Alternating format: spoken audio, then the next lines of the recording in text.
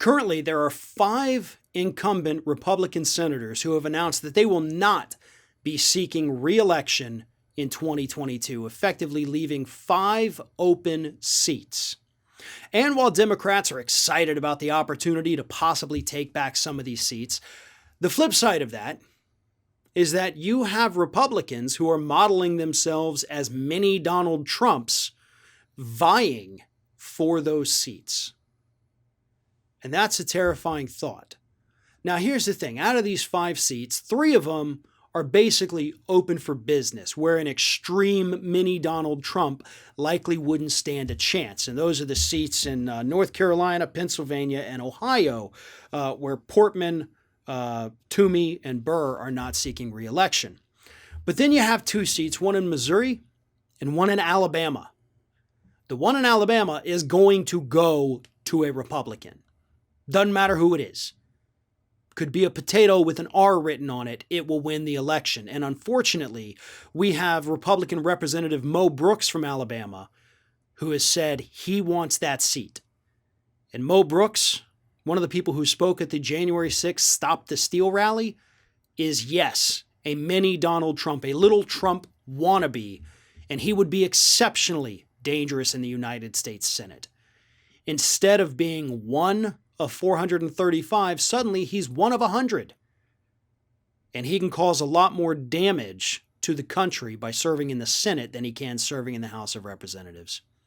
In Missouri, you have the former governor Eric Greitens, a guy forced to resign, by the way, after admitting to an extramarital affair and being indicted on a felony invasion of privacy charge for allegedly using a nude photo of his mistress to blackmail her. He has expressed interest, good grief, in running for that Senate seat in Missouri. Again, another extreme individual, does not believe in rights for LGBTQ individuals, would be absolutely horrendous to have in the United States Senate, especially when paired with somebody like Mo Brooks. But we're going to see more of this, and we're going to see a lot of it in the House of Representatives. But again, in the House, their power is a little more diluted. One loony individual doesn't get to craft the entire agenda. They don't get to obstruct every single thing. The Senate works a little differently.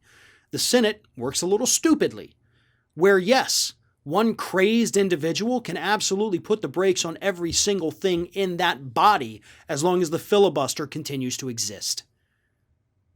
We have seen what individuals with absolutely ridiculous agendas can do in that Senate.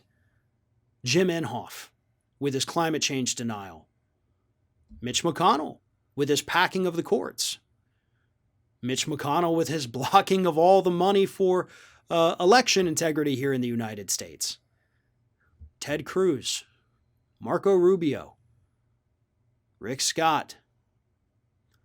The numbers of these individuals who are absolutely to the far, far, far right could increase following the 2022 elections. And it's safe to say that at least in the state of Alabama, that's going to happen. Democrats are not going to take that seat back. And that's very sad. The only thing we can hope for is that we get some progressives to run for these, because that's the other side of the problem. You have these Republicans who are drifting further and further to the loony right, who are poised to gain more power. But where's the progressives? Where's your Markeys and your Sanders and your Warrens? We need more of these individuals. And I know I left off a few names, but we need more. We need more. Because if they're going to continue to go further to the right, we have to continue to push further to the left. We have to balance it out somehow. And if we ever want any kind of change that is meaningful and progressive for the American public, we have to make sure that we have progressive politicians in that Senate with enough power to make those dreams a reality.